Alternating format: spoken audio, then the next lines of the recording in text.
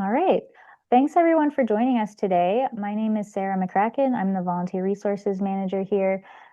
This is reviewer training. It's geared very much toward or for brand new reviewers or hybrids, but I know I see a lot of familiar names, and I know a lot of people like to review. So thank you so much, returning volunteers, for joining us today. And by review, I mean review training information, not just reviewing in the tax clinics. That was a funny thing for me to say, but I'm going to hand it over to Willie Gregg, who is going to be leading this training tonight. Okay, thank you, Sarah, and thank you everybody again for coming. We appreciate the time put into this in many respects, especially those um, jumping into the role of a hybrid or reviewer. We appreciate it. It is essential to what we do and how we do it, and making sure that things get done well, and to make sure that things keep moving along in a effective way, so that people don't have to spend forever at the site. So the more reviewers, hybrids we can get, the better and smoother all the process can go. So thank again for everyone who's here. All right, so then we have a number of wide range of people in the room. We may use some people who have had some experience here and there to share some input and some experience from time to time. But let's get jumping in here. So we're going to do here, we're going to do a bit of a practice review activity, something brief and simple. Talk about the reviewer role, why it matters, and then follow through kind of the 7 steps of reviewing. And you can follow along in the reviewer guide. So before we get too far into that, I'm going to actually stop sharing here for a moment, and I'm actually going to pull up and show you how you can get into, if you don't know already, how you can get access to. We'll put stuff in the chat so we can follow along, but just so you can be aware and access a lot of this stuff either at home or at the site. Okay, so if you go to prepareandprosper.org, that's prepare and prosper, all spelled out. At the top, the purple bar here, you have a number of items. One of the items is the training site. You can see here, you can click right on that. And from there, it will go to the volunteer website, where you can see some of the basic training courses, CSVs. And for right now, we're going to go to the preparers, hybrids, and reviewers section here. And you can see information. This is where you can get a PDF of the manual. So if you don't have a manual at this point in time, you can find a PDF version of it. And then some resources on new legislation. And then there's some tax training slides, advanced topics. And here we have hybrid reviewer training. And here there's a reviewer training short activity, which, Sarah, can you put that in the chat as well? So you can find it this way through the website, or you can access that here. But essentially, this is a website that opens up on all computers at tax sites. So you'll have access to all this, including the manual and PDF version, and as well as all this information for before or while or doing your certification test. So this bottom part here is how to get certified, information, websites to go to, everything you need for that side of things. So for right now, we're going to go to this reviewer training short activity. And so what we have here is a brief little summation of some of the paperwork that you would have as a reviewer as you're looking through. And remembering that reviewing the essential core pieces is that you're just confirming data information that is on the paperwork and on the tax return. So just a brief guide of here. So this is obviously the front of the IRS intake sheet. So one part of it has name, address, phone number, it's dependent information, all that core essential pieces. If you go through this packet, you have a W-2, you have social security cards. At the bottom, you have direct deposit information that this customer wrote down. And so these are the 2 pages that you would have, that you would be, obviously you'd have a lot more paperwork and a lot more pieces, but these are 2 pieces of paperwork. And then what you also have then is the actual completed return that the preparer gave to you. And you'd be looking at this usually in TaxSlayer or through that type of portal, that type of option. But this is the same information, the same layout and design of the information that would be available to you. So in that regards, if everybody can see it or just glance through it briefly, if you want to take about, just a few minutes, because there are some mistakes made in this paperwork. So it is a little flipping back and forth between the intake sheet, the W-2, and otherwise. So see that this is replicating the W-2 that would be in the document, in hand physical document that you'd have. When you go to the return that follows it, you have the cover sheet, and then you have the return as it's entered into TaxSlayer. So this W-2 here is what has been entered into the software. So just take a few minutes, see if you can find any mistakes that were made in the preparation of this tax return.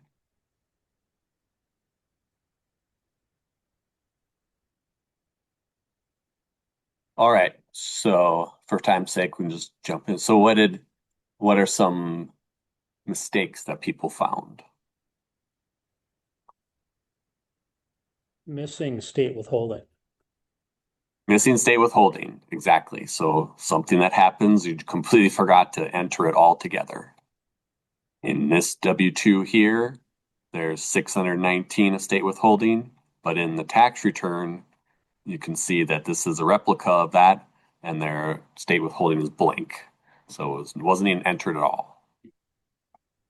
The apartment number is missing. Daughter's birth date is wrong. Say that again, Linda? The daughter's birth date is wrong. Transpose month and date. The Samantha Bennett's birthday is wrong. On the paperwork, it's 3/2/17, and then in the software, it's 2/3/17. And as well as someone I think said that the apartment number is missing from the address. They forgot to check the presidential campaign contribution. Get down into all the way down into that. Something is all the way through. It's little things and the big things as well. So just a number of different items. So essentially, looking through this is the essential core part of reviewing a return. You don't necessarily need all of the information, all the things you've already been reviewing at this point in time through just cross-checking information. So you don't need a lot of, it's really just a lot of what reviewing comes down to is the information on the paperwork the same as what was in the software? And that software is in there. And so that's really just a core part of what you're doing. You're all reviewing at this point in time, regardless of what you think about it. It gets a lot of hype. It gets a lot of attention sometimes, but reviewing for the most part, a lot of times is just cross-checking data and information. So let's give you a sample of that and kind of what happens in there. All right, just going to go back to presentation.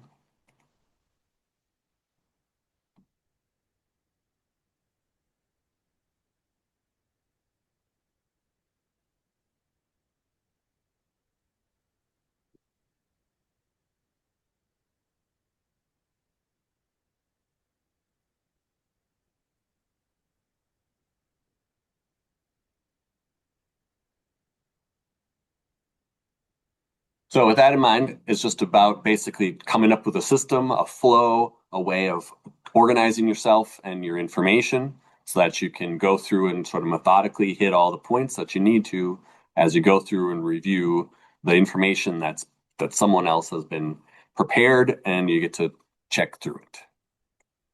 So why do quality review? It is a requirement of the process, but we would do it even if it wasn't a requirement because we need to double check our work.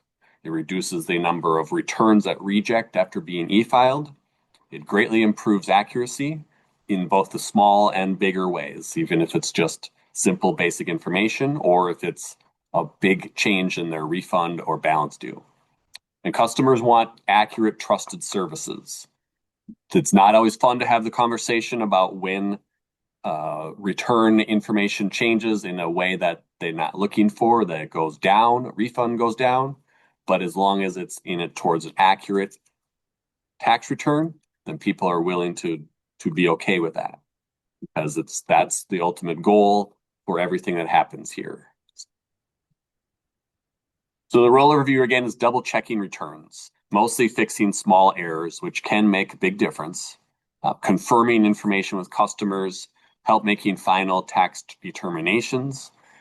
That's still a part of a team basis, though. It's not all just on people who are looking at it. And then printing and assembly of the returns, of the paperwork, and of the packets. So the role of a hybrid then is to both prepare returns and review returns, depending on the site, depending on the day, depending on the shift of what's happening at that point. So each shift is different. May prepare most of the time and help with the last reviews, or you may review most of the time, and it may change week to week. Sometimes you shift back and forth in the middle of the clinic. It's just really about where the flow is at, what is most needed. Sometimes best to check with the managers after every return you prepare to see what side do you want me to be on. It's really appreciated. It's really helpful. Those of you that have been to sites where there are many hybrids can see how even if you fall behind on the number of returns being prepared, you can get caught up very quickly. And that is just essential to kind of keeping things moving. Customers don't have to stay long. We don't have to stay long. Can get through what we need to do quickly.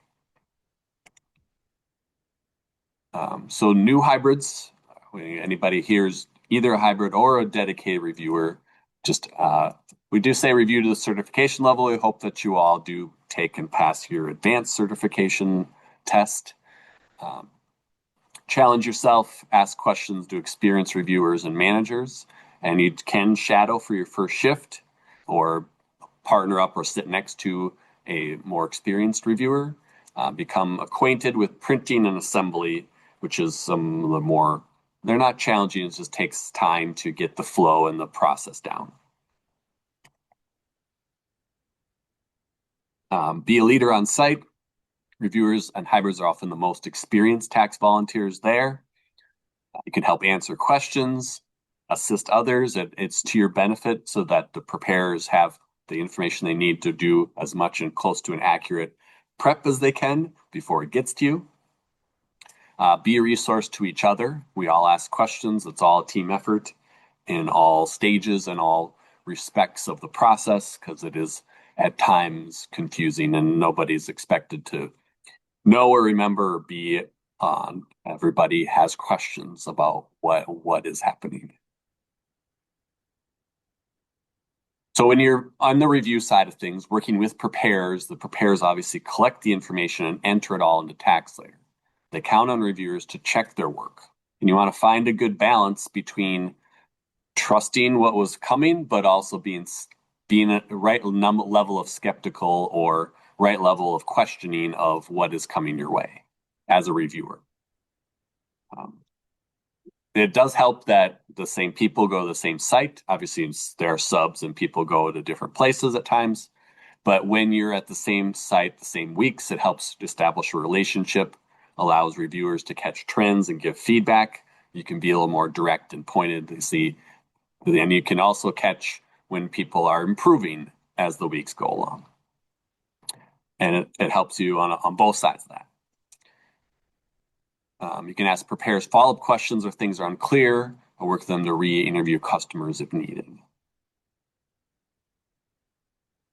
You will work also with the CSVs, the customer support volunteers. So you, as a reviewer, you are working with all the people that are at the site.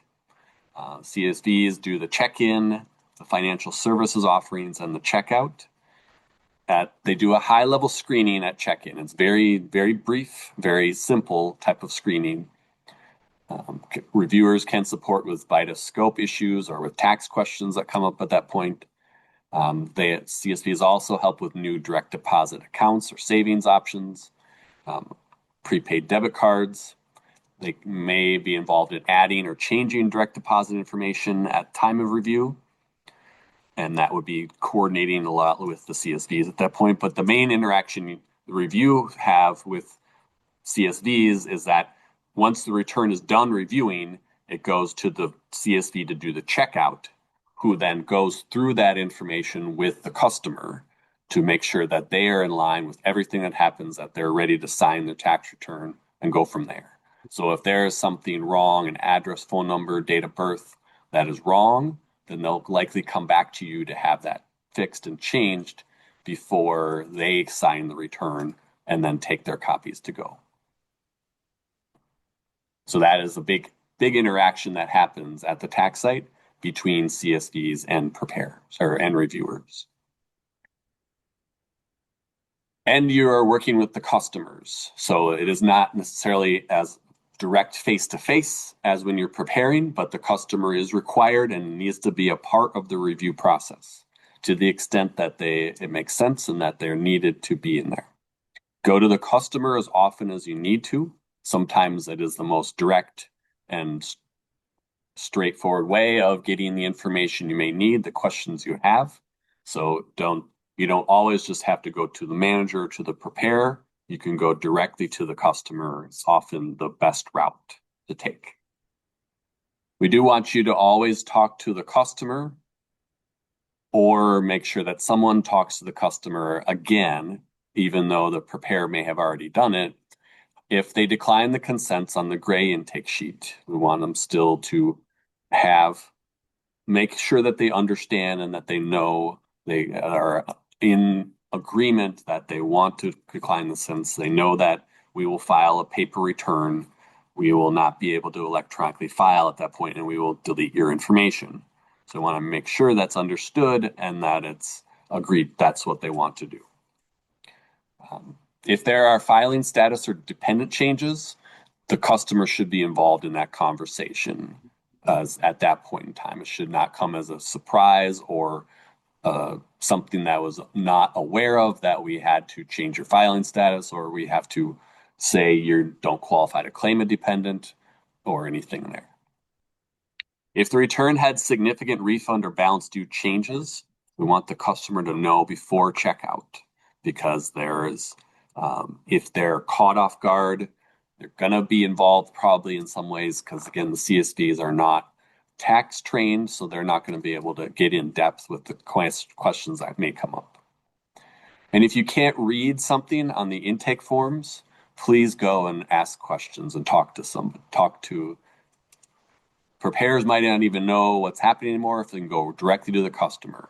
If an address looks off, certainly if direct deposit numbers are in question that are written down, go ask the question. And through this process, maintain confidentiality. Share data with only those who need it. Try to make sure your conversations are not widely broadcast across the room. And don't leave physical or virtual personal data unattended. As a reviewer hybrid, this is important to me. Make sure that you close any PDFs before moving to the next customer.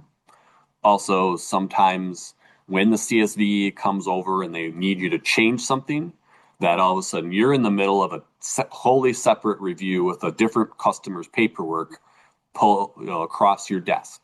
So you need to make sure if they're bringing something over to you that is involved changing something, that you don't have any cross issues with paperwork from one customer to another, making sure that when you're focused in on one thing, that it's fully separate. You change something, you make that change, and that gets fully put into that customer's data, the pay envelope and such. So it's making sure that everything stays separate, that when you're done with any customer situation or with customer review, that you double check your full station, making sure that no social security cards got tucked under a paper that wasn't needed, or that a document from a customer is not just loosely laying around your station. Everything gets pulled up, wrapped in, put in the envelope, and given back to the customer. All right, some tools and resources for reviewers and hybrids. You do have your manual, and you saw how to get the PDF of the manual if you haven't found that yet. Pub 4012 is the IRS training document. Pub 4491 is also Pub 4491 is more of the training document, where 4012 is more of the reference document on going through tax season. And those things, 4012 especially, does have some good flow charts and other items, especially for different parts of it, that are helpful and useful, and not just the P&P. Obviously, the P&P tax manual has a lot in it, but there are other places to go to as well. IRS.gov, Minnesota Revenue. Any questions that do come up, ultimately, there are times when a IRS or Minnesota Revenue publication or website may be the final say in a question that comes up. And all these things can or will be found at the volunteer training site that I showed you earlier. Okay, so we do have a reviewer guide. It may not be 100% fully finished, but it is in there. Sarah, can you put that in the chat as well? I think Holly sent that to us. Yep, I'll send it. So Sarah will put it in the chat. Is available on the site as well, and we'll print some copies. We can get some copies made. There may be some small tweaks that need to be made to this still, some small edits, but it's just there. It is, you can see it is a number of pages. It has a little guide about how to review. There's a checklist guide, because we talk about the volunteer checklists, and then the last 2 pages are a printing and assembly guide option.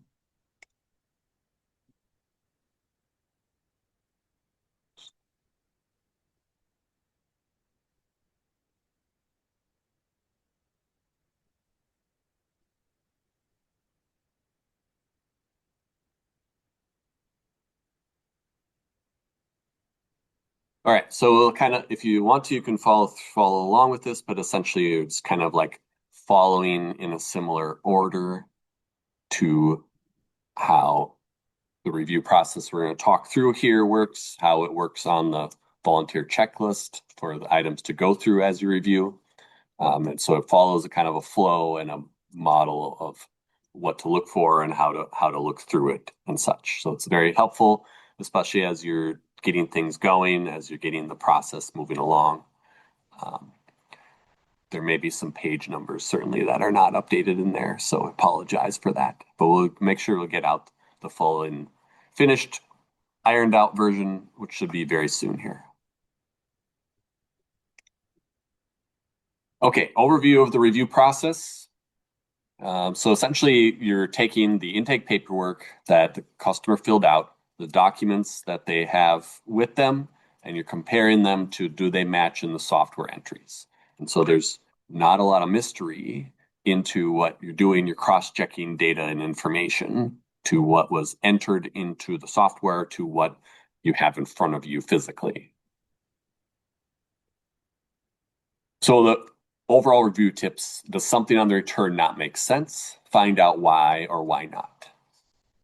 There are times when you might open the return and you see the refund amounts on there, and you see a very large federal refund and a state with a balance due. And you're like, that doesn't necessarily make sense. It's not impossible. It's not impossible that that's the case, but it's just a little odd. So you take that and be like, well, I might look a little closer at the state return. What is happening? Why is that happening? So you think about, where did the software entries come from? Sometimes literally, where did a preparer come with this information from?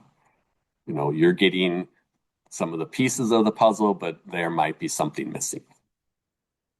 Look at for what is there and what is not there, especially in terms of credits that may be available or situations that they may qualify for. If there are dependents, did they ask these certain other questions to see, do they qualify for other things as well? When in doubt, ask questions of the preparer, manager, or the customer. So a quick guide to reviewing. Again, you want to check intake paperwork for completion, look over the documents, review and correct entries in tax layer, finish the return in tax layer. So that seems like, hey, that's the tax side of reviewing. But then of course we have our process and sort of our communication and our making sure that everything gets tied up in a nice little bow type side of things. For printing, the assembling, the return for paperwork for the taxpayer, documenting your work, and providing feedback as well. So this is the flow of what we'll talk about today. This is also the flow of the reviewer guide and what we strongly suggest for review process. Before we even get into that, we need to start the review. So there's going to be a stack of reviews that are ready to go.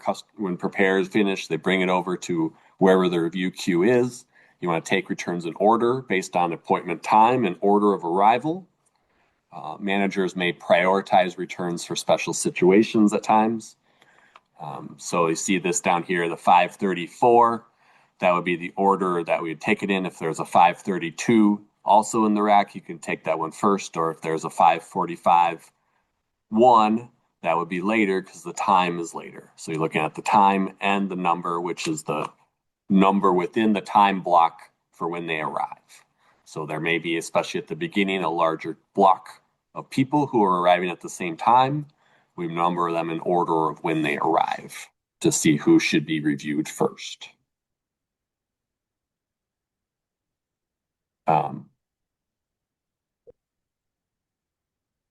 And a couple new things on this. We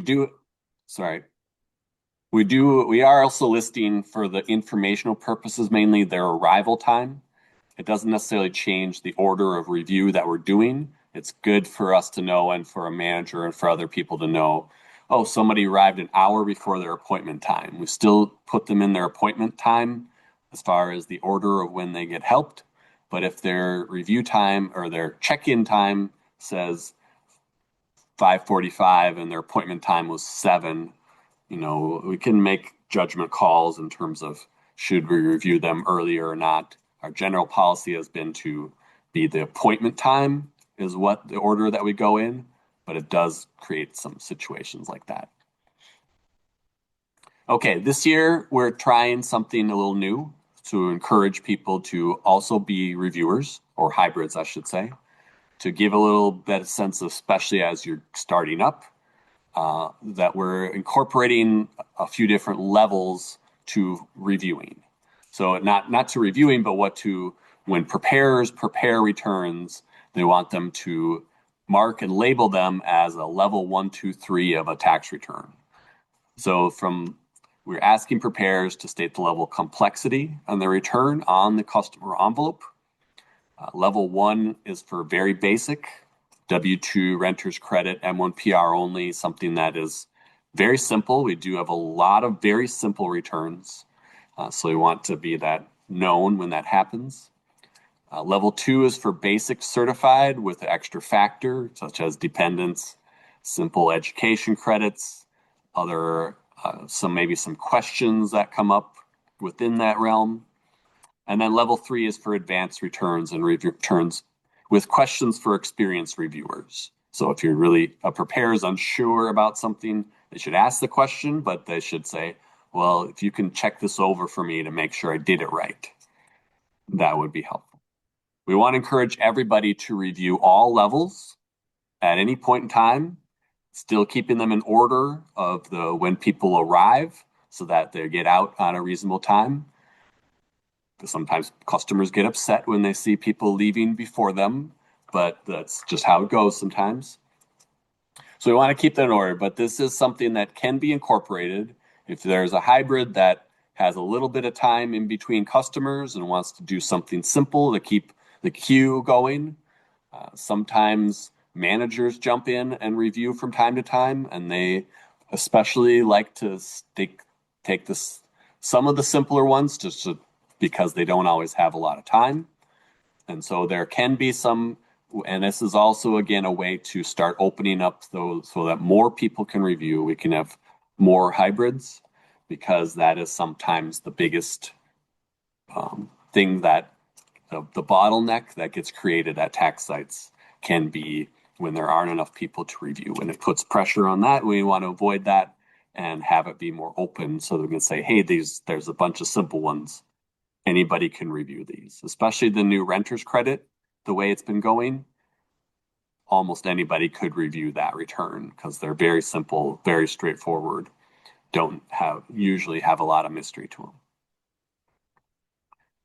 So if you're preparing, try to label them as they come to you. If you're reviewing, still go by an order as much as possible, knowing that this is potentially part of it. So you can see here the new customer envelope reviewer level up in the corner here underneath. We have a check-in time as well.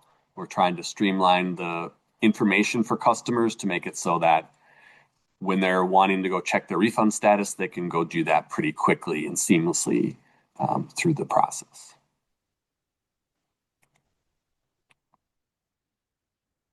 Okay, so we talked about that already. There is a hybrid reviewer quiz coming. So it's similar to the activity we had in the beginning, maybe a little more complex at times to see about different levels and how comfortable people feel with different situations that they're encountering.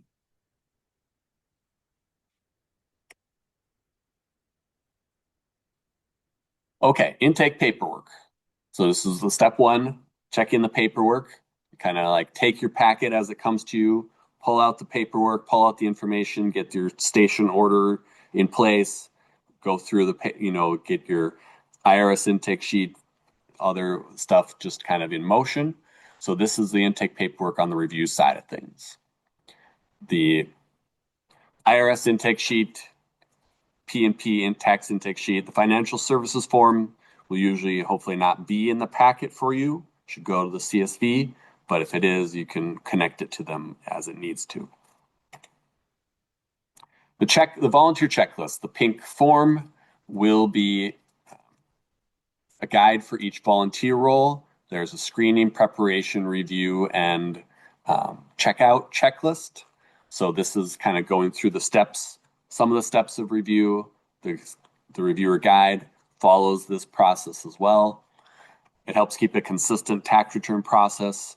Also, it's probably the main place that you're going to identify which preparer prepared the return. So the prepare checklist should be filled out and the volunteer name should be listed. So that's how you can first place to go to try to figure out who prepared this return. I have a question for them. And you can see what they came up with for their final results on their preparation. So then you're looking through the paperwork, making sure all customer volunteer sections are filled out. Shaded dependent sections are filled in as needed. What tax forms should be there, and then are they there? Making sure that they're in place. What is getting your plan, where you need to go in the software, because you don't have to go everywhere. You just need to go where the entries are or should be. And then check were the consents signed and approved or not, and how do you need to address that if not. And then check the notes on the checklist and in the IRS intake sheet. So what would you do? Quick question for any of you. I'm sure this probably happened last year, at least once within Prepare and Prosper. So what would you do? The IRS intake sheet has not been filled out on pages 2 and 3. There's either a checkbox or something or very little writing on those pages as you get them and you open them up. What would be your approach for that?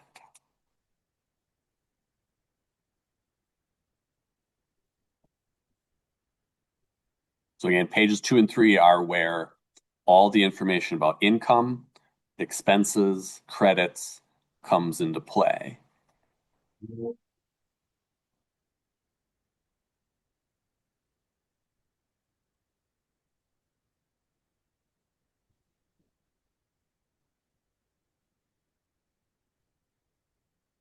Yeah, you're going to want to check with the preparer because you're going to need them to give you a little more information than that because they have things that they need to do, and they need to do that so that you know what the information you need to know. Because if they just come here, you don't know, did they ask the questions? Did they just take that one checkbox that the customer filled out and go with it? What happened at that point in time? So you need to check with the preparer and potentially even have them put in write in the information that they need to.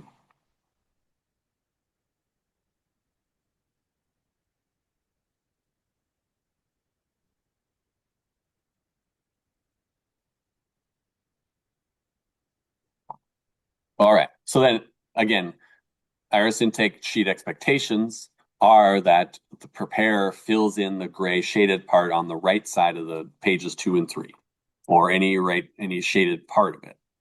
There should be notes or check boxes associated with the box checked by the customer. And then anything that was marked should have some type of NA or a line or some type of indication that they asked the question and it doesn't apply to the customer, because that's what you need to know as a reviewer. Otherwise, you're going in kind of blind to be like, is this all? Is there more? Is there something missing? What's happening here?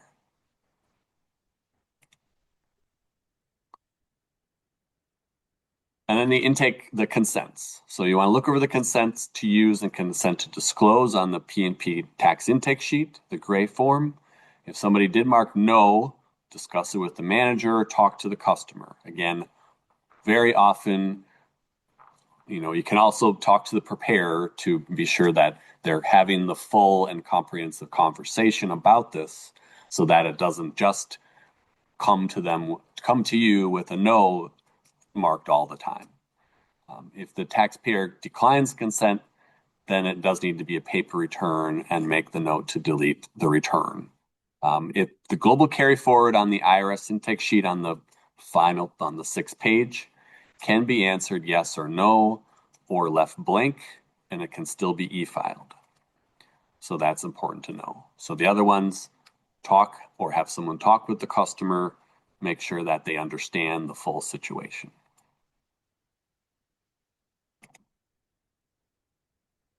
And the financial services form, again, shouldn't really be involved in review in any significant way.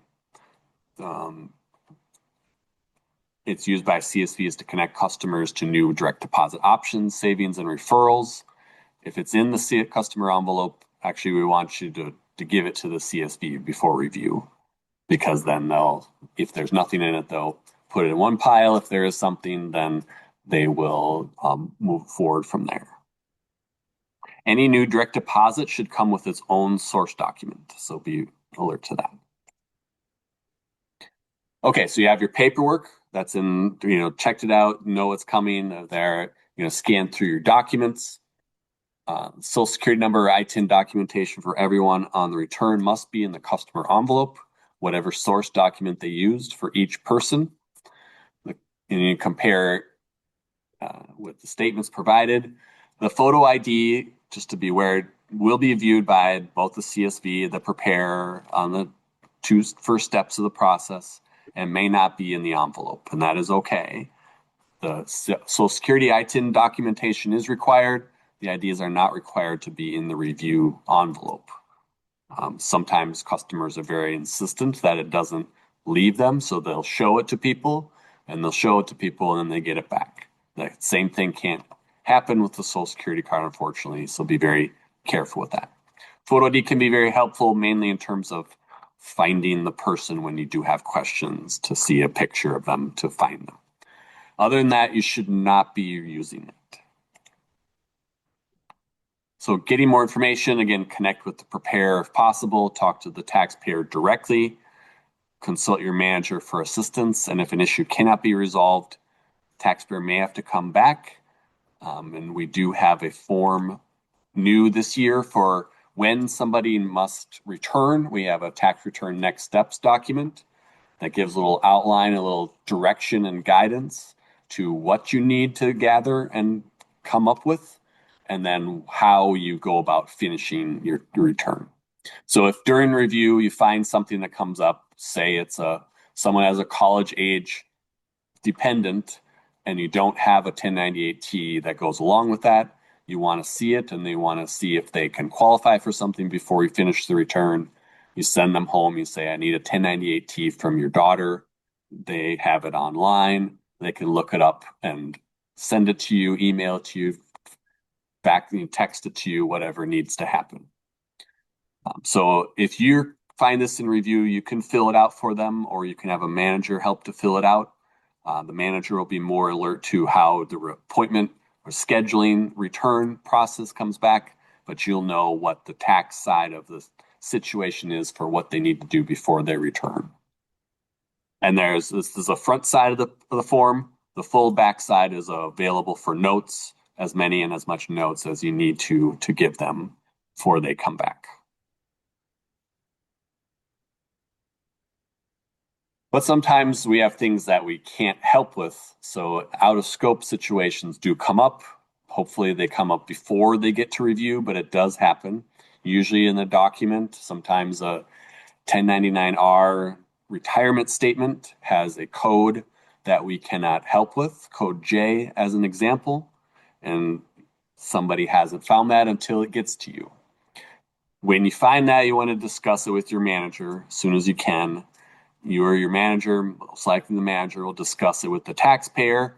And we do have a referrals, or now we call it a tax resources handout with other tax preparation options, though they may be limited, especially on the free side of things. They can try our DIY services. Otherwise, they may have to go to a CPA or a paid preparer.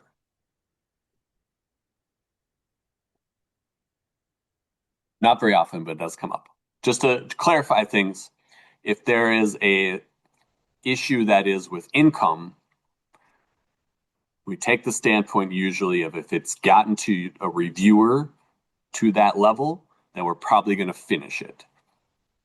If it's egregious and way out of bounds, certainly talk with your manager. But if it's a family of $75,000, we're not going to worry so much about it. They've gone through enough of the process. We've likely had it come up, and we are going to move forward with it likely. You can certainly at any point in time have the talk with your manager, have the talk with the preparer if they're letting that happen a little too often or what might be happening, but we can move forward. All right, so you have your intake paperwork, your documents, and now you're reviewing entries in TaxSlayer. So then you want to go to review in TaxSlayer, open the return in the review returns or client search. You want to skim the summary view or the 1040 view upon opening, look at the refund monitor situation. But first foremost thing that I'll do is open the PDF to get the full packet of paperwork of what will print out. But you can see many things that are very helpful for the review process in that PDF paperwork. You need to go into software entries to make changes and review what can't be done in the PDF. So this here you have this is what'll open up on your TaxSlayer menu when you get to the sites. You'll have an option that says client search or review returns. Look in the review returns menu first. If you don't find it there, go to client search and search it down. This is the client list search. Usually very easy. Most sites, most part of the year, you just start typing in and it'll start popping up. At the main office, once we hit 1,000 returns that have been started, you will have to then enter either the full first or last name to find the taxpayer, to find it effectively that way. The search option is getting a little bit better through the years, but sometimes you have to be very specific and precise in your search when you're at the main office at about a third of the way through the tax season. All the other sites won't hit 1,000 except for the remote tax clinic online, and so it won't be a worry. Just briefly, when you open TaxSlayer, you can have a 1040 view or a tax summary view. This is kind of a briefly glance at things, but ultimately I just like to jump forward to get to the paperwork itself, not not printing it, but you can look at it on your screen. So you can generate a PDF of the return, view print return. There it'll say, it says print return, but you're just viewing it. And so their viewing is the best and most effective way to look at what you need to see.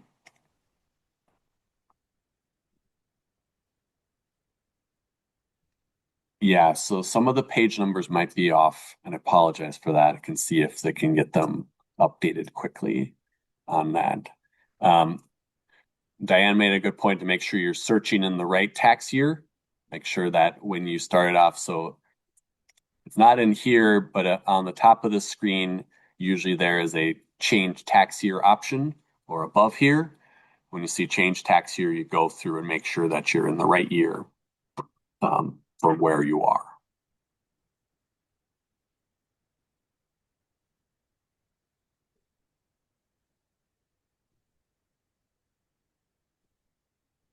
All right, so you pull up the return in the PDF version of it. So you're looking at that separately. You can go through and review a lot of information, kind of scanning through paperwork quickly.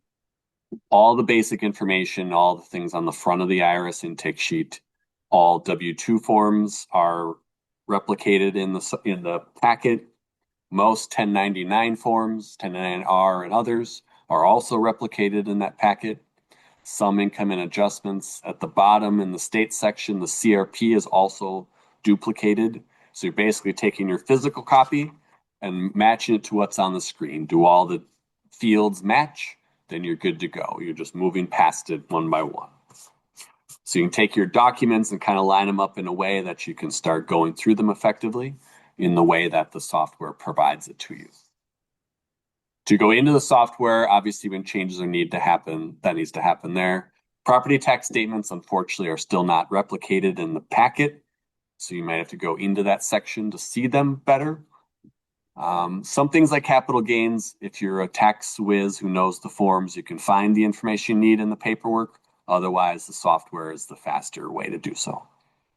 All the e-file section entries in that regards, we'll talk about them in a moment.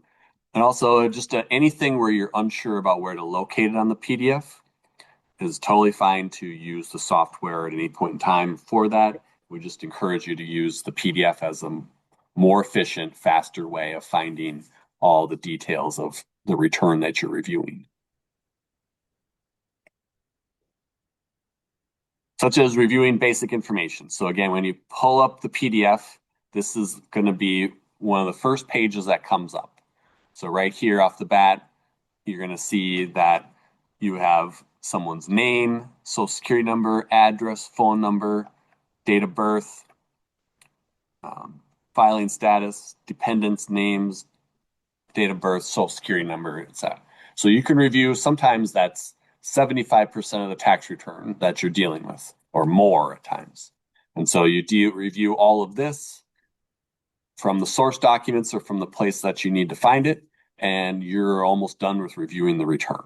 There's not a lot else to do. So you can see why when we have the level 1, if it's just one W-2 and this information, there's not a lot of mystery there. As long as the data entry went well, the review is going to go just fine. Oops.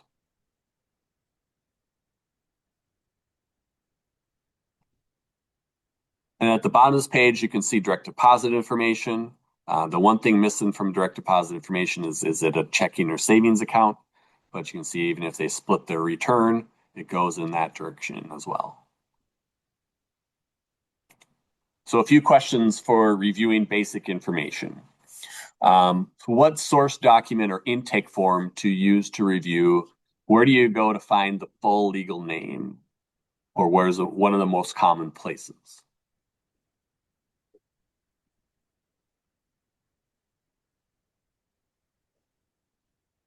The Social Security card obviously is the best place to find it. And you want to use the name on the Social Security card if you have it. You can use last year's tax return is one of the things that we allow to use. Basically anything from the Social Security Administration with their full legal name and number written on it, the IRS, or the Minnesota Revenue. So those are things, but what you don't want to do is to use someone's W-2 to check their name or social security number. You don't want to use their ID and for that. So where do you find the taxpayer's current address or what they want to use for their current address?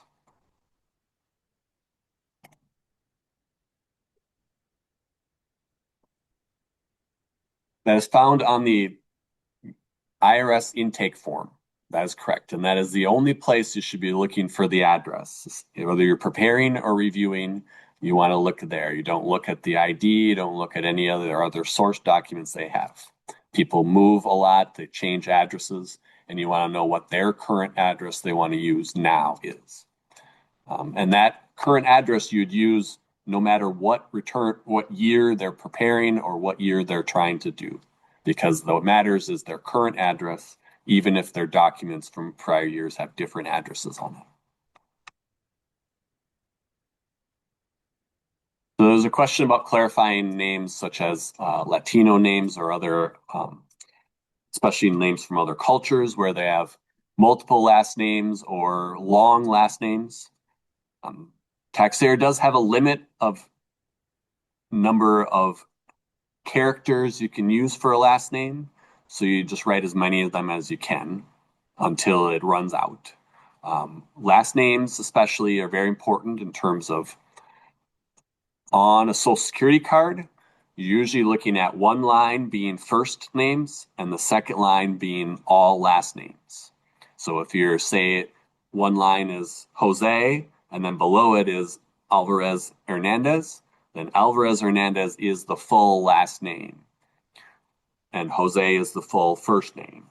So you want to look at see how the social security card is shaped and then also from that. And then also those are questions that you can go and ask, prepare a manager, a customer. You can ask if somebody speaks a different language, if there's someone else that can help ask the questions of them. Just want to be sure to get it right off the bat. All right, so just remember to review the information from the right source document in the right place.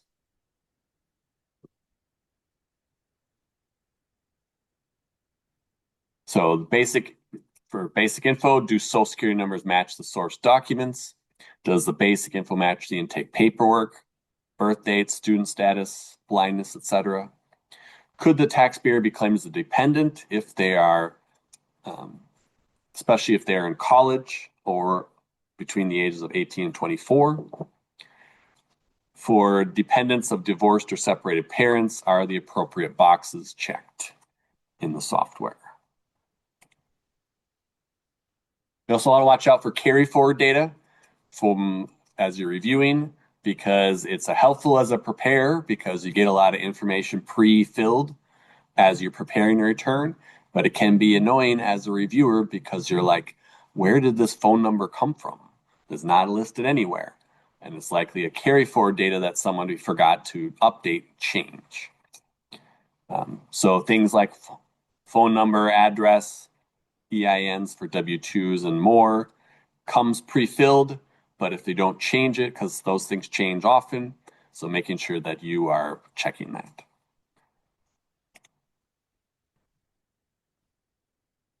Okay, so now you're jumping into some of the more elaborate beyond just the basic information into dependents and filing status. So some brief ideas in terms of like, what do? You notice that the filing status is single, but they have dependents. What are your thoughts on that regards?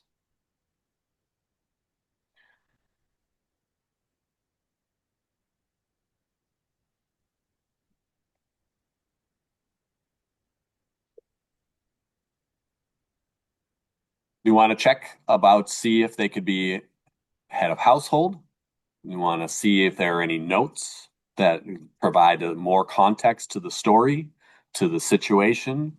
You want to see if there are reasons that might be the case. Check with the preparer, certainly to be like, is there a reason that somebody is single with dependents? It's not impossible. There are situations where somebody has dependents and they need to be single instead of head of household. But that is sort of an indication. This is like, well, something's not quite right. Should this something be in this regards? And if you check with the preparer and they give you a good reason or a justification for why that's the case, you can say, thank you. Please write that down or put that in the notes next time so that I have that information as I'm looking through it. So you see in the notes that someone does have say, oh, we should not claim this person as a dependent. But somehow the name is listed in TaxSlayer with not a dependent checked. What do you think about something like that?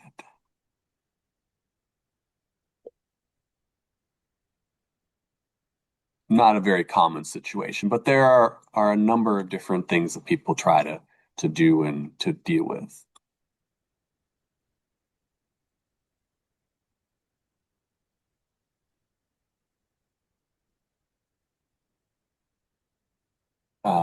So the question is, if we have to check with prepare, then as reviewer, you add a note that says talk with prepare. You can do that.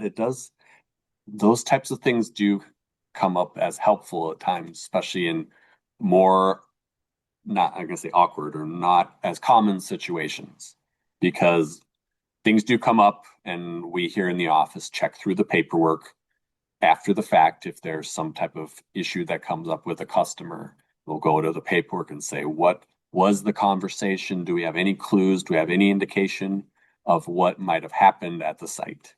And the notes are very important at times for that.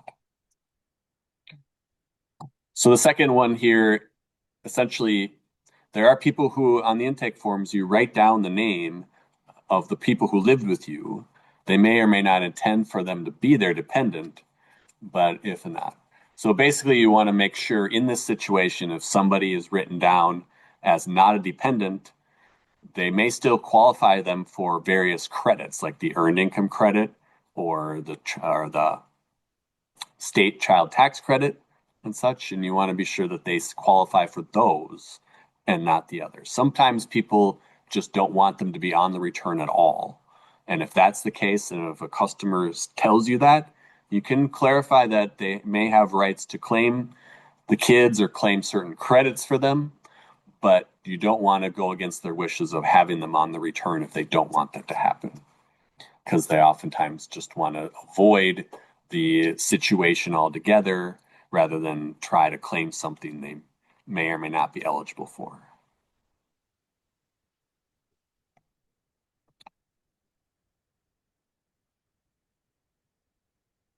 Yeah, so if there are any issues with dependency, you want to be sure that you're talking to the preparer, talking to the customer, and asking if there's a situation that's not very common with dependents and another situation, just go through the whole interview process with them again. It's totally fine, totally acceptable to just be like, I just need to ask you, make sure that I'm verifying the information is correct. I just want to ask you a few questions. You may have been asked them, but I just need to verify that this is correct at this point.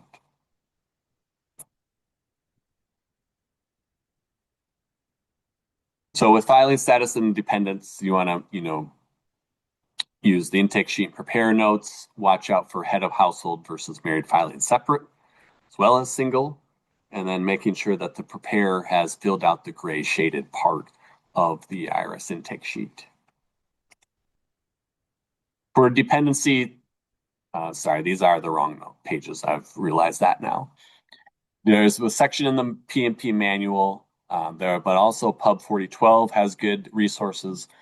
You use this regularly, just to verifying, checking to see that all the information is true and correct and accurate. And also if something is not what they're looking for, then that can help too. And then filing status, same type of thing. Again, the 4012 has a lot of flow charts and decision trees and other costs of keeping up a home worksheet. So it doesn't come to that very often, but if it does, then look at that. And that, you as a reviewer might be one of the people that is trying to catch some of these like less common but possible situations. Like if they're married filing separately, Are they eligible for injured spouse allocations? Is there head of household possibility in there? Sometimes not at all. It is still the case in TaxSlayer where if the filing status changes, then the state returns will be deleted. So all info on the M1 will be deleted and all info on the M1 PR will be deleted. This is necessary at times. It does come to it. But as a reviewer, obviously, if you're changing filing status at that point in time, then all state info will go away. So what I like to do is to print a copy of the state return before I do that, so I have reference of what was done already. And then you either have prepare re-enter or re-enter info yourself and have another reviewer check the state info. Sometimes there's no changes on the state. There's no separate data entry, then there's nothing to worry about. Don't worry about it at that point. But if there's a renter's credit or a home property tax refund or anything else, that has to be re-entered at that point in time. And just a reminder that there are a lot of benefits for claiming dependents. Each of these specific benefits have their own individual qualifications that are very similar but slightly different for every one of them. So there are situations where somebody can be single and claim dependents, or they don't qualify for varying credits, but you want to try to get a little bit towards the why or how that happened.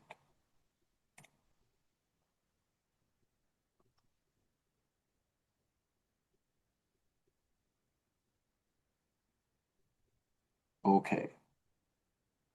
Very close. So then you kind of keep going down. I think after, we'll take a little break a minute. After that, I'll show you kind of like pulling up the PDF and scrolling through it quickly, just a brief demonstration of it. So reviewing the tax stuff, the federal tax information. Again, on some returns, on some places, you're almost all the way done when you get to this point. So there's not a lot of extra pieces to it. Are all the income types existing? Are they in TaxSlayer? Do all expenses on the IRS intake and source documents get entered as adjustments or credits? Is there anything else, any additional things that come up? And then go forward. So you can navigate by clicking back and forth. There's the left-hand menu. The summary view can navigate to other areas quickly. You want to keep a big picture view through this. Does what you see on the forms make sense for this taxpayer, and look for what's missing in there. So again, you're just taking the documents then and looking at them, what's in the tax return. So there's a lot of different tax stuff that can come up and does come up. And that is something to dig into in the manual, in the 4012, ask questions, try to help through in that process of things. For the state return for the form M1, again, when you get to the state return in the software, the property tax refund is now the only place that is just the M1 PR piece, the property tax refund, including the mobile homeowner piece of it. But any renter's credit that is not from a mobile homeowner or any state level information, you go to this blue pencil, and that's how you find and access the credit information or the state information itself.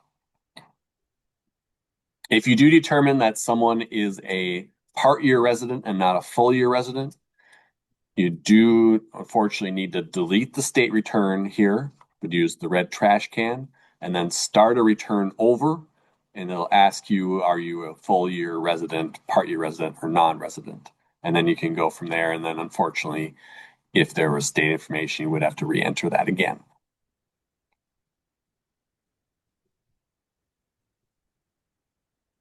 So the M1 basic questions, does the P&P intake sheet or source documents indicate anything additional to look for or to know about in the state return?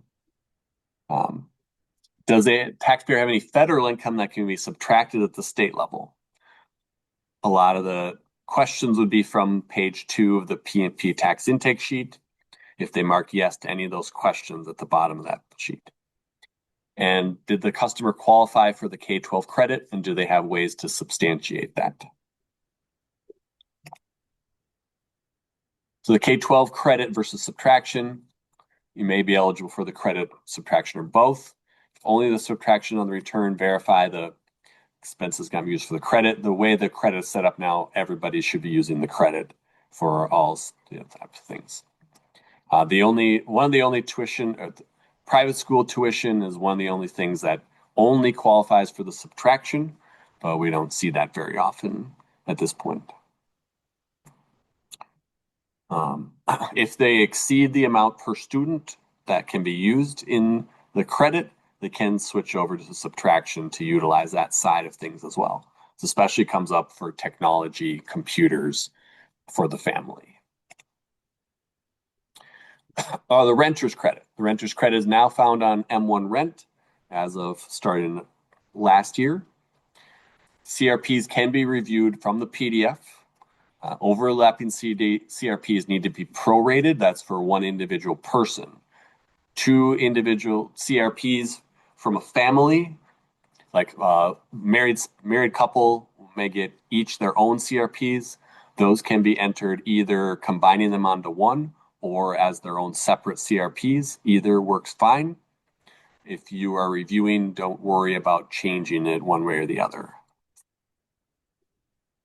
Watch for the disability subtraction on the renter's credit based on what they marked on the yellow intake sheet or other forms. So now this year, actually it was the case last year, but this year is being fully implemented, that explanation or a listing of non-taxable income sources is needed when rent is greater than income. Many customers have SSI or SSA and have $0 AGI. In that case, we do want to provide what they use to pay their rent. So the state actually wants a list of the types of income as well as the amounts as much as possible. They have told us or told in trainings to said that a good faith estimate is an acceptable way of finding that information. So if someone doesn't know the exact amount of MFIP that they have, you may see a round number in there of 8,000 or something like that. And that is okay for this purpose. It doesn't affect the calculation. It's just an explanation of how the rent is greater than income. For those who are filing a renter's credit, we're looking to file the federal return, and that does involve adding $1 of income and into the other income section. It can be $1 of interest, other income with the description of other income, or to e-file state or something like that to set it up so that we can e-file. The state flows more effectively if we do that. All right. And then finally, advanced child tax credit payments. They are continuing as well as being reconciled this year. So they may come with a letter, in which case they have to demonstrate how much of the payments they got and how much they're still able to qualify for. But if somebody chooses, or, as a reviewer, we want you to double check that the option is not chosen on form M1 CWFC. It'll be down in the paperwork. So make sure that that box is not checked if somebody does not want the payments, which will be on the intake sheet. We also have a separate document that is for the customer to sign if they opted in or elected to choose the advanced payments. Then they sign that document acknowledging that. Again, people have the option to choose to receive some of their state child tax credit payments in advance. So they receive some of their 2026 credit that would be filed in 2027, but they receive it early in August, October, and December. And they have the option to do that if they so choose. We have information at stations to walk them through that. All right. We're going to go ahead and take a break now. So it's about 6:20. So if you want to take 10 minutes and meet back here at 7:30, we'll go through the final steps and how to document your work and any questions you all have. So let's take 10 minutes and we'll be back in a moment. Let's jump back in, everybody. So I'm going to pull up tax layer quick while we're in between things.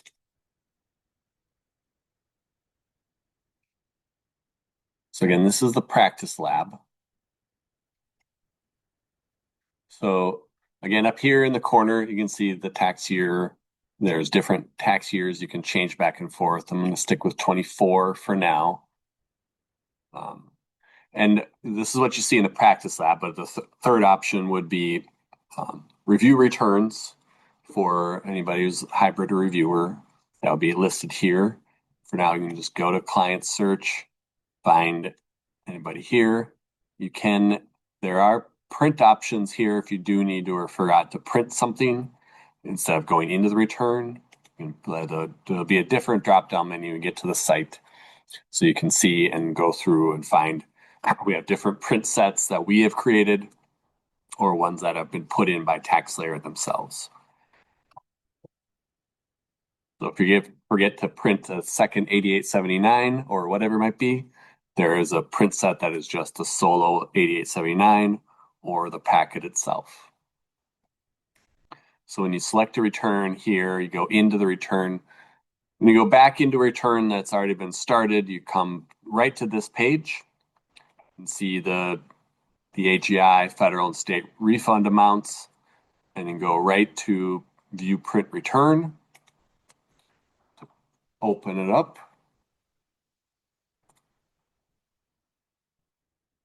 Like I said, this is a 1040 that you can see things, but right here we're going to worry about this here. So this is the PDF. Can everybody see this, the paperwork, the Tina Parker return here? Yes. Okay, thank you. Oh, I pulled up one that I've been playing with a little too much here. So ignore the 1040X side of things. Usually you'd come up to this page as the summary page that we showed you before. You can just scan through this, use your source documents to check everything here, and you're just using your source documents and looking at the screen. And as long as everything matches, you're just moving forward. If there's something to change, you go back into the software and make a change. And as you scroll down through this packet here, there's also the W-2s that come up.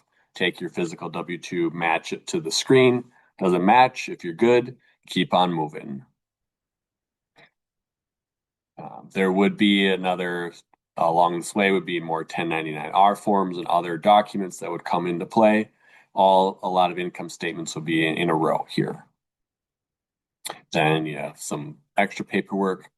And then you have your 1040, which is there's anything to see there, but a lot of stuff has already flowed to this effectively. See if there's any other changes, and you can, as much as you're comfortable with it, you can go through the paperwork, find out there was the retirement savings credit that flowed from the W-2 when you entered that in. So that's good to go. Any other things that come up, earned income credit, child tax credit, or credit for other dependents, that, and then some extra paperwork might be in there, a little unnecessary, and then you get to the state return, kind of scan through it, what makes sense, withholding credits, etc. All that stuff flows again from the tax forms, so it's not as much of a big deal. But then the different credits here, the Schedule M1 REF lists different credits that people are eligible for here, child working family credit, as well as the renter's credit. So these two combine together to be the majority of the state refund. So then they would have different schedules for those individually.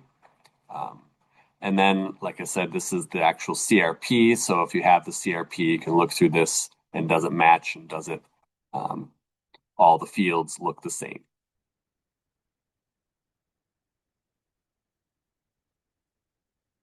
And then as far as you can look at things like direct deposit directly in the software. Otherwise, you can look here and see the middle of the page here, line 25, direct deposit is blank for the state. So nothing chosen or elected there at that point.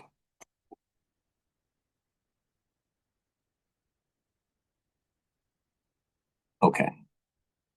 So then if you're back at the software, again, you have this option to look through this beginning part here. The left-hand menu, you can jump around in the federal section.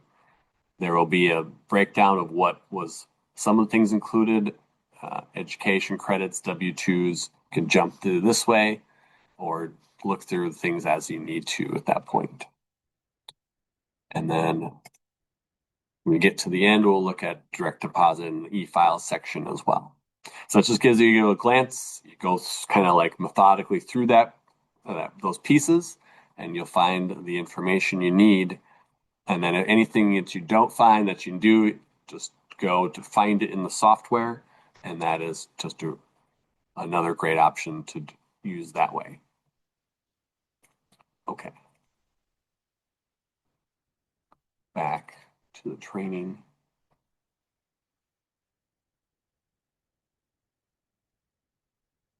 Okay, so just briefly, again, M1PR now is just solely the property tax refund, which again, we won't usually see many of them until March, except for prior year returns. So it won't be too much thing, but it'll just long enough to forget all about it. And then it comes in and be after, oh, I have to remember all these things now. So again, there's a lot of things to consider. The manual pages have the core information in there. Is the housing status correct? Are all household income reported correctly on the property tax refund? We still have to report all the non-taxable household income sources, the scholarships, state benefits, all those things need to be included in the property tax refund. Disability subtraction again. Do they have the right statement? For the 2025 return, we need the 2026 property tax statement to complete the return. We can't do it with a estimate or with any of the things that come before it. It's just the one that comes in March, and you won't be able to do it until then. Property have homestead status. Are there delinquent taxes to be paid? And does co-occupant income need to be included? So all that from either the property tax statement or the intake paperwork. We'll find that information. And household income, there are still 2 places to enter it. I'm going to try to keep working on them to be like it's only one form now. Maybe it should only be in one place. But to be determined. We haven't yet to see the state software for 2025, so we'll never know. There's different types of household income. It can go on within the M1PR section itself or within the state return. Within the state return, it's at the bottom of the Minnesota return page, additional non-taxable income. You can put things like scholarships, workers' compensation, others there, state benefits, and everything else goes in the M1PR section. So as a reviewer, you want to watch closely that people didn't double enter information in 2 places. Okay, so now you've done your tax reviewing. So that's the main component. Again, sometimes the tax reviewing is not really much a part of it. You do your basic information, your 2-3 tax forms, everything looks good, and you just keep moving forward. Just keep rolling right through it. So now we're just going to go through the finishing steps of our tax return in TaxSlayer. First off, there may be some validation errors. TaxSlayer automatically checks a few things ongoing. Some validation errors must be resolved before a form can be saved. Some will appear after the summary screen, and then resolve any errors and confirm that all warnings are okay before finalizing the review.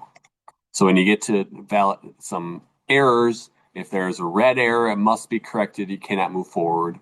The warnings that are in yellow are warnings. They are not something that are going to stop progress or stop you from moving forward. If you know, you can look at them, acknowledge them that they're okay.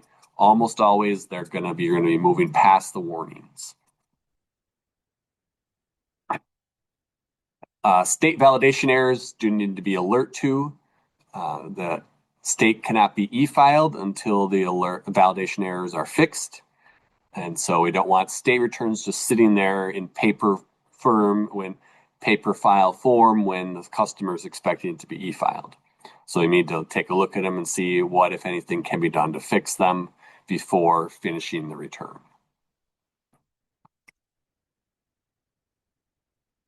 So why do we file a paper return?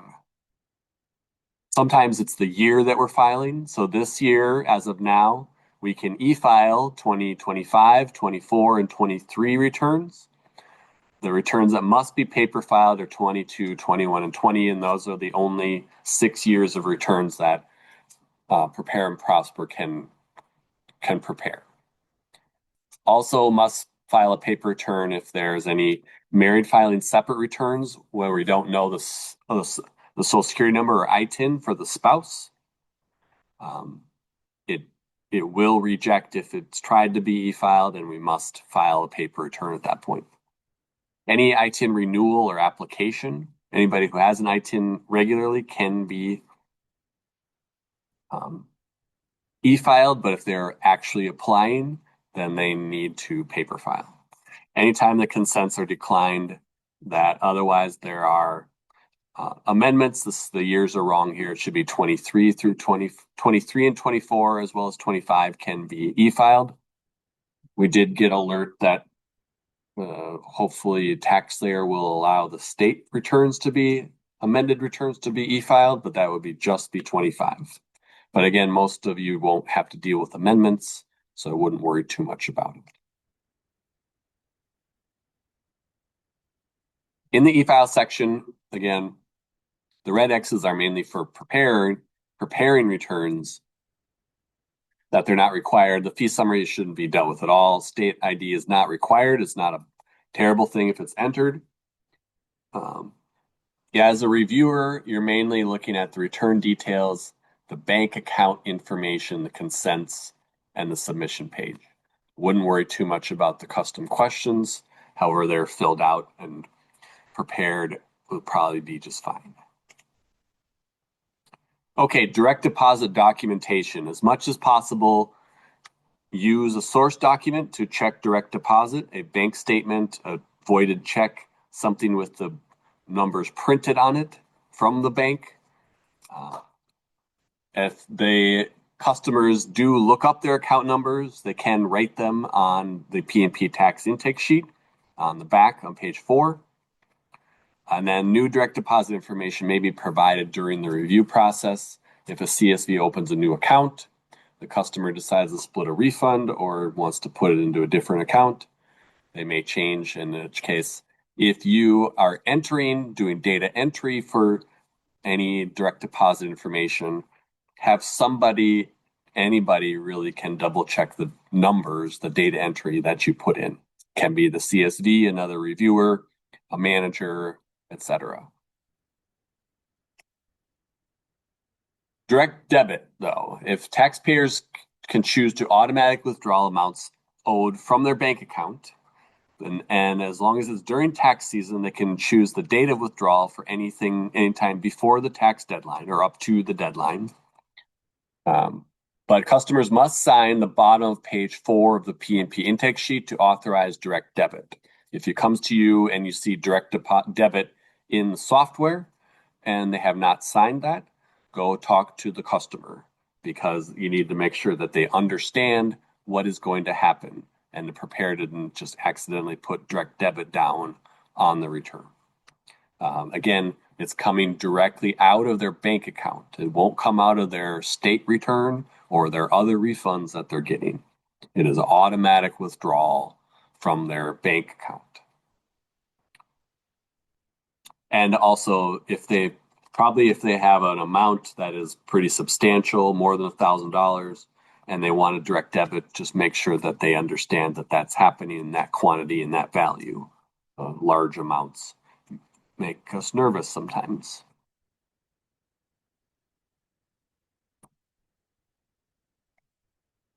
We've had a few incidents in the past where somebody accidentally or without their full knowledge or understanding had a direct debit set up, and it really had a pretty negative impact on their situation and ability to pay their bills and to be able to do that.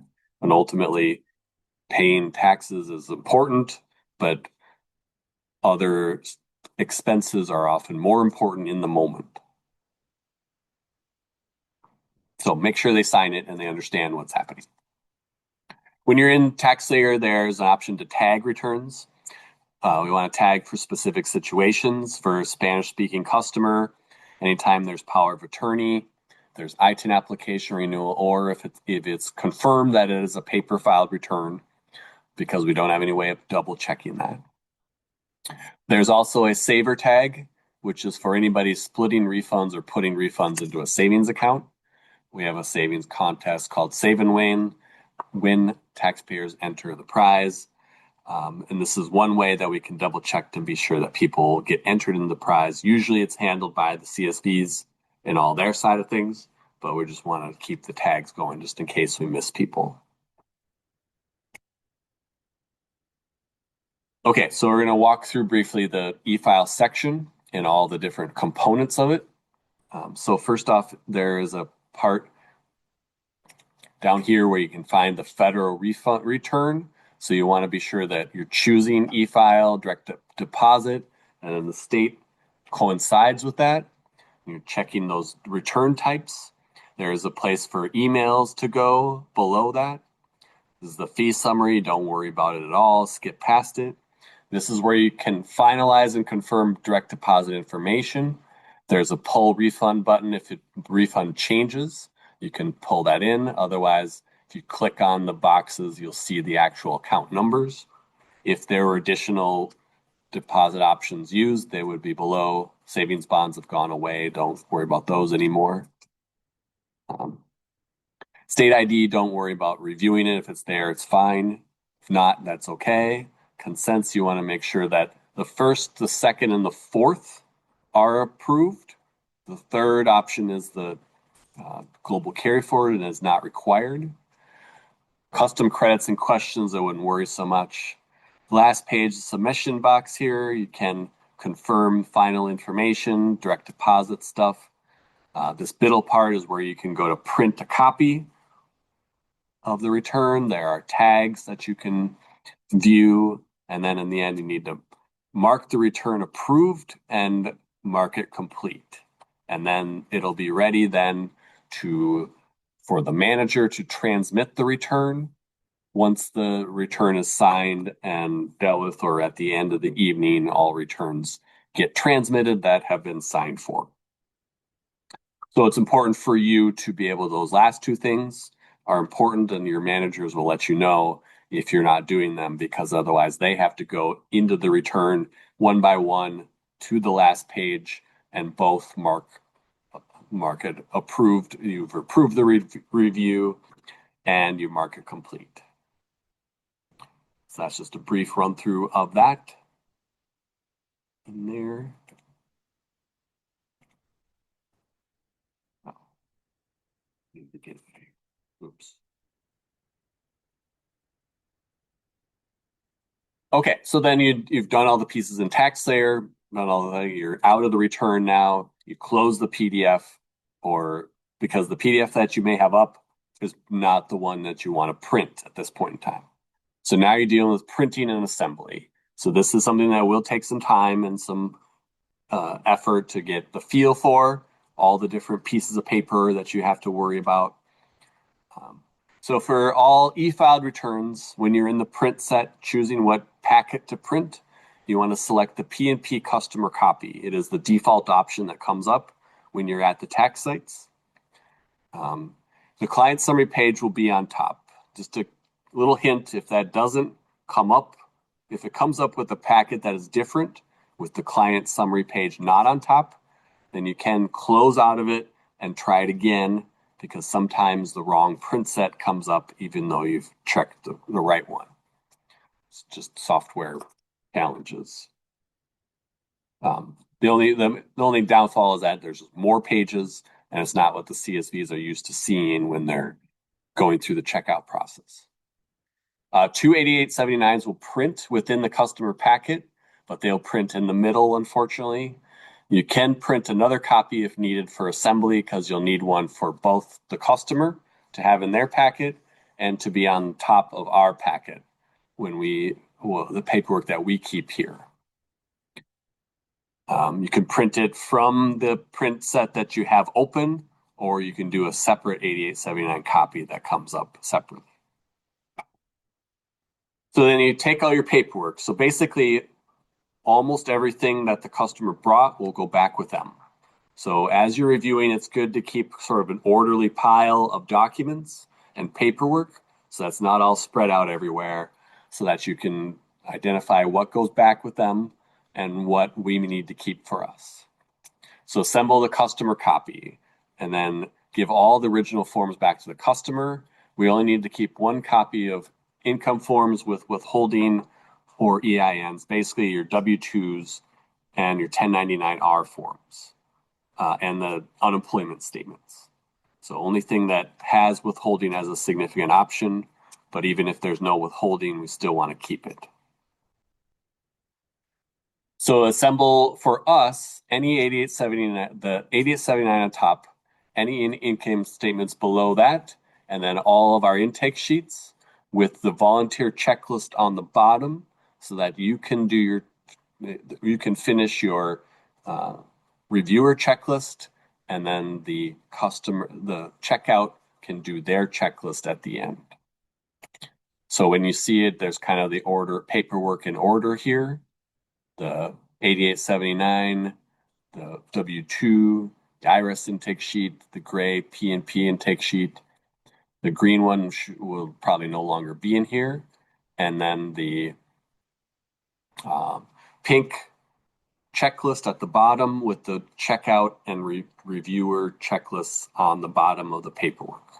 So that way, during checkout, they can have the customer sign the 8879 at the top, and they can flip it over and complete their checklist after the fact. So these 2 pages will be very helpful to you in terms of printing the e-file returns, which is 90+% of returns. But then also, if there are paper returns to print, there's instructions on the right side. The main thing is that besides the customer copy, you also need to print a P&P federal copy to mail, which will be the federal tax return ready to mail, and then the P&P Minnesota copy to mail, which will be the state copy, which will include a federal copy as well to mail for that purposes to the state, because the state requires a copy of the federal when you're filing. So look through those as you need to, and as you're working through the first few weeks of preparing. I know for even the long-term experienced reviewers, this takes some time to get back and used to. It's just getting the flow of the paperwork assembly again.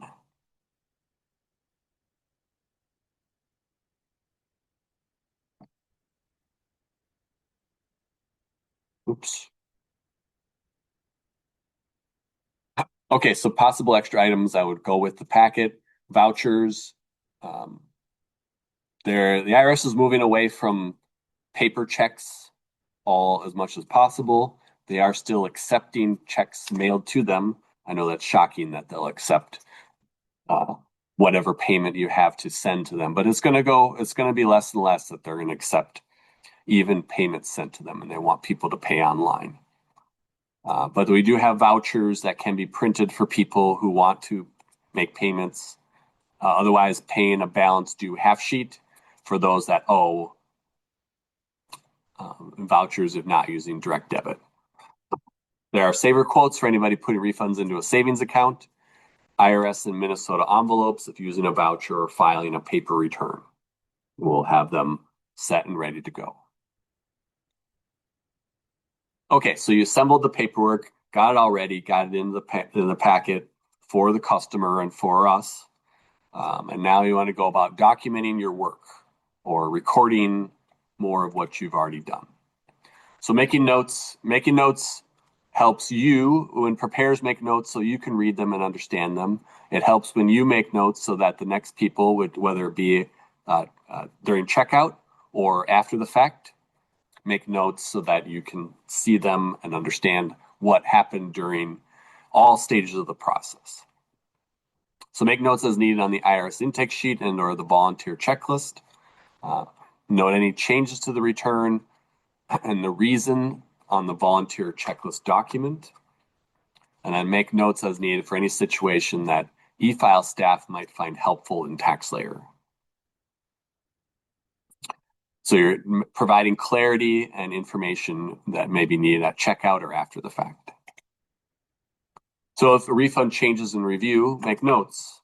Entered state withholding from the W-2, change filing status to head of household, self-employment income entered on Schedule C instead of other income or whatever it might have been, disability subtraction for the M1PR added, or removed non-qualifying dependent as examples of quick little notes that can be made. Obviously, if there are substantial changes that come from these, we want to be engaging in conversations with customers about them.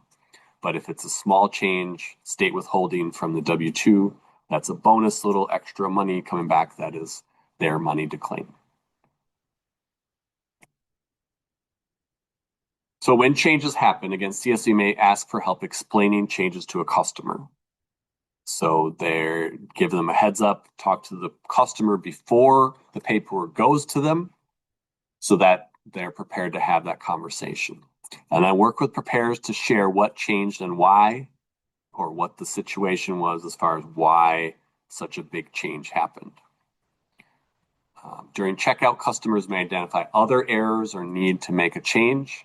The CSV will work with you to update and reprint. Sometimes you need to reprint the whole thing, sometimes just the top page. If you're changing a phone number, just reprint the top page, the summary sheet page, and staple it to the packet that exists. If you change a dependent or remove somebody, or a lot of changes that impact many different pages in the return, just reprint the whole thing and shred what you had printed before.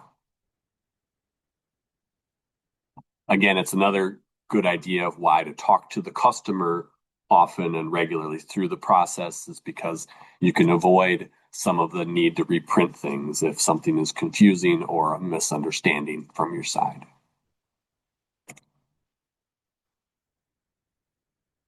Okay, so reviewer log.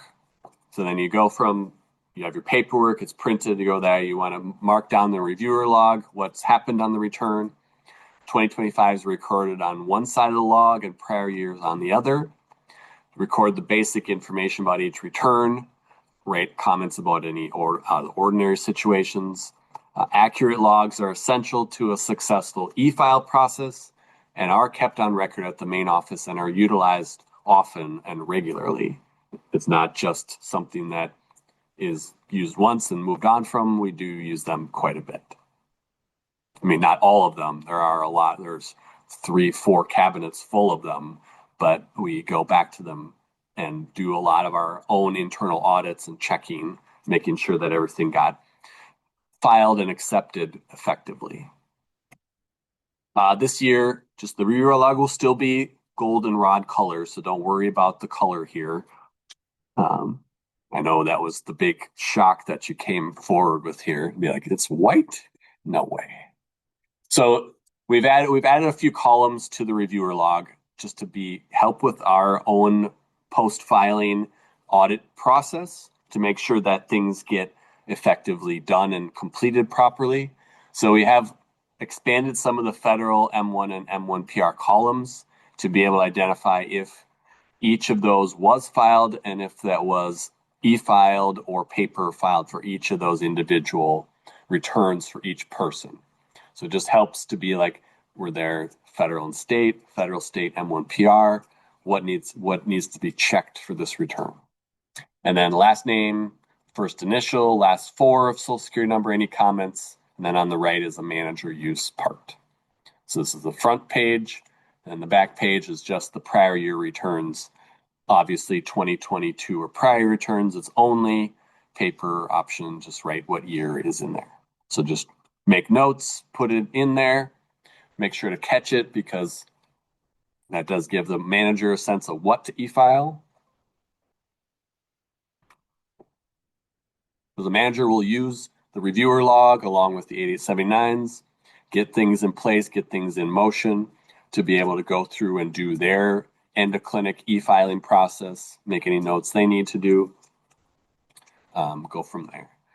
One other thing about the reviewer log, if there are changes that happen during checkout or anything like that, we want to do as much to be like, we want the reviewer log to reflect what was finished that day. So if there are things that need to be paused or during checkout, they decide they want to leave and come back, or they need to go get an additional document because they don't like that they have a balance due and they want to hunt around for anything more they need to find, then we want to just cross the name off the reviewer log to not have it be like not finished today or something like that. All right, so then at that point in time, that's when the review goes to checkout. They do checkout as long as everything is good. They're moving on and you're moving on to your next review or whatever needs to happen from there. So then if there are things that come up, you can provide some prepare feedback at this point or at any points in time. It's helpful as a preparer. It helps you as a reviewer to kind of help address issues. It helps to just engage in a conversation. Sometimes it's even about what I didn't realize you could do that or something like that, that you learn. So the other thing about reviewing is that you will learn a lot about taxes because you're just going to encounter more tax returns. And so you didn't realize that something was possible or that the situation came up and it was handled in a certain way. And that's when you also become a better preparer because you know as a reviewer what you like to look for, how you like to have notes and things in an orderly fashion, and you just provide the information that someone else would need to interpret or understand what is happening. Okay, so some prepare feedback then. So here's a situation so the same prepare keeps coming to you while you're reviewing some other returns that are not that prepare's return, but they have questions on an ongoing basis. They're asking what you may think of are really basic questions. What would you do? What would be some strategies you'd take with that volunteer or with in this type of situation?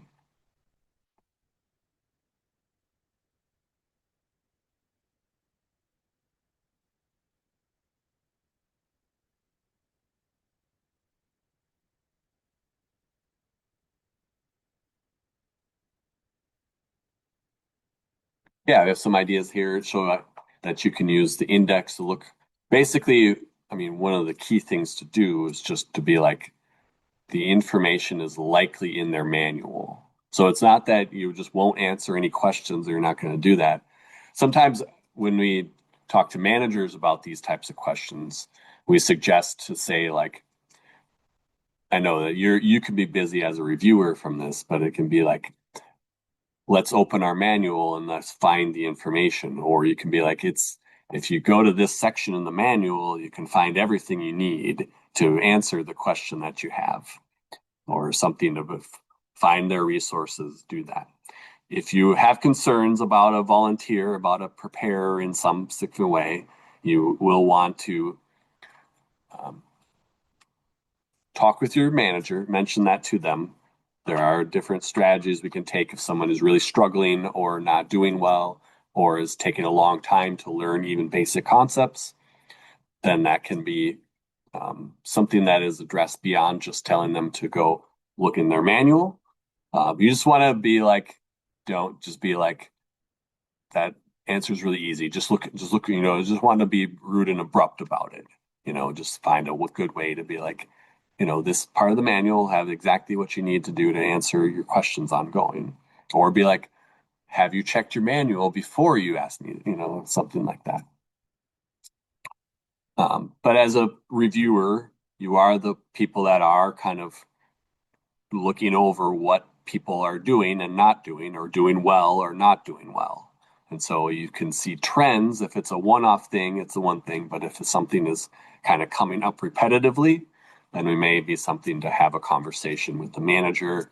Manager may reach out to the volunteer department, and we decide are there different ways of pairing people up more regularly or more often, or do we need to have a more robust way of ensuring that this volunteer is doing things well enough to keep or having support that they need to keep going. So prepare feedback. Preparers want to know how they're doing. Providing feedback improves the quality of preparation, minimizes repeat errors. So when you're giving feedback, a few things. Number one, before even going to the feedback side of things, if you're talking to a volunteer about something that happened with a prior customer, not the one that's sitting in front of them, you want to ask them to step away from or to come over to your station or to have a conversation away from the customer that they're working with. If it's really quick and one thing to be like, can you read this for me? Or is this something? That's one thing. But if it's like addressing an issue that came up with the prior customer, you don't want to do that in front of the customer they're with for a variety of reasons. It'll concern the customer that's there, and also you're sharing confidential information. So getting information from a preparer, have them come over to your station. If you want them to look at something or go over something that is in the return you're working on, then having them come over your station will really get into the details about what you're talking about. To be like, did you mean to do, is this intended to be done this way? Have you tried doing it this way? Or have you tried looking at, try to enter it in this way rather than in this place in the software, etc. But again, feedback can be individual comments away from other volunteers, general comments in the huddle to a manager. It's definitely helps when there's positive feedback as well as more constructive things. And so people want to hear about what they're doing so they don't make repetitive mistakes, but also when they're doing well as well, especially as new volunteers come in and go through their first few weeks of the season. Giving some encouragement to them helps. Okay, just a moment here. Do you guys have any questions as we go through this? So, Willie, I have a question. What are we doing if if we receive a return and the prepare checklist hasn't been completed? As much as possible, you want to get them to do that. The tricky part is you might not know who did the return. And you might need to find out who it was, especially in the early parts of the year. You want to kind of like get a rhythm and a routine down with people. So you're just trying to be like, hey, can you fill this out for me before you get too far into your next person or whatever happens there?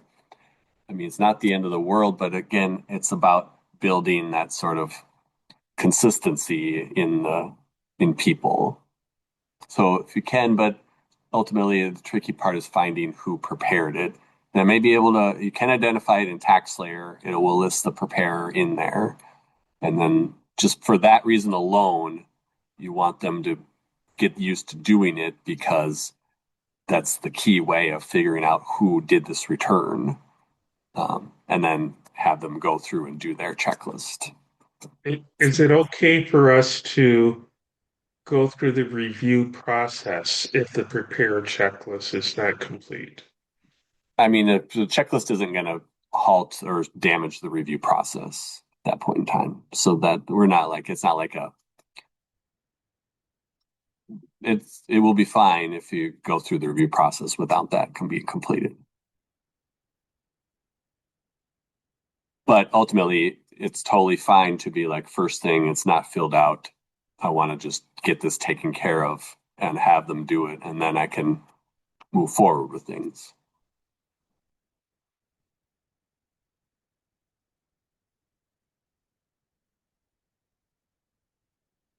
All right. Any other questions?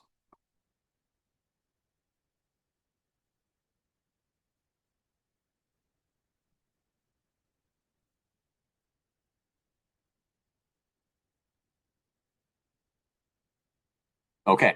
Well then, so again, I want to encourage everybody to get practice in place. So the difficult part of the practice lab that we have is the difficult to review unless you're reviewing your own returns that you reviewed, prepared.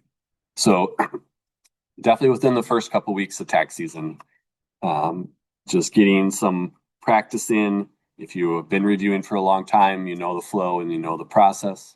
If you are new to the review process, then getting some, there are times, excuse me.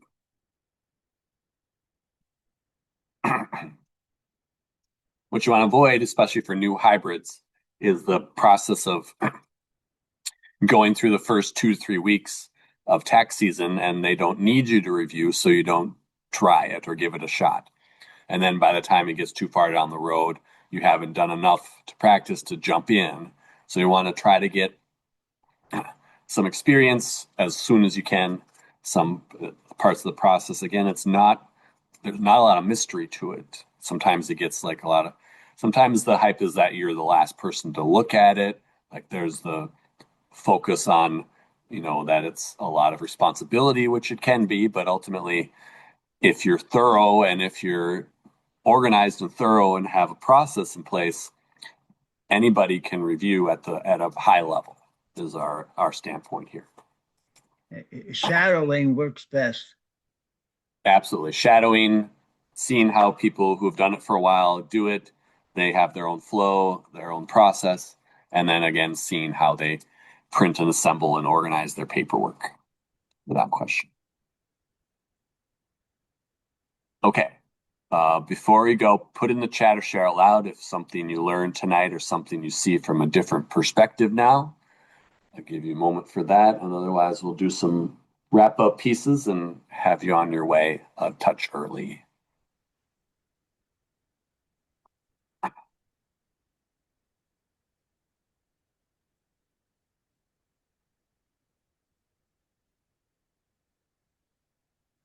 All right. And Lynn pointed out the thing about the Social Security cards. One thing I'll point out too as well is that the 4012 has a section on how to use and last names. So that is also a helpful resource when dealing with names and confusing components about names.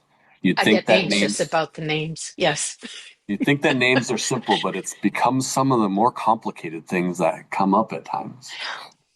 Yep. There's just a lot of people in the world and names are all over the place.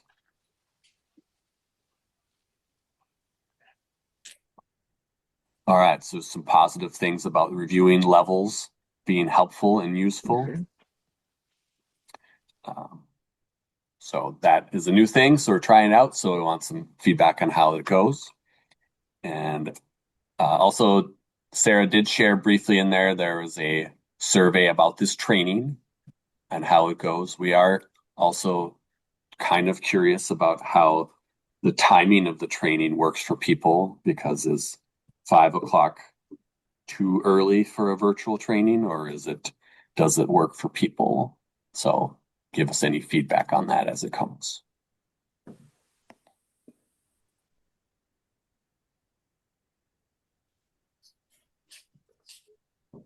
So Diane, just to confirm that you can enter 2 CRPs with overlapping dates if they're from 2 different people. That is accepted in the software now. Scott Whitley.